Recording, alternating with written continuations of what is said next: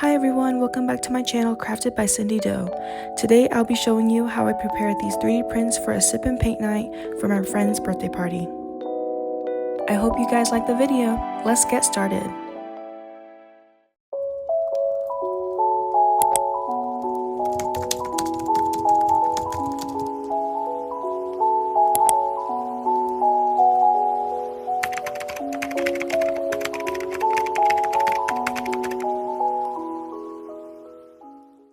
The birthday girl is my friend Javelle, who I met from work.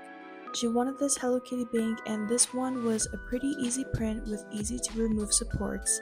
I printed all of our characters in white and added a layer of paint primer before our party. Up next, we have Choco Cat from Hello Kitty. I just think removing these supports are so satisfying.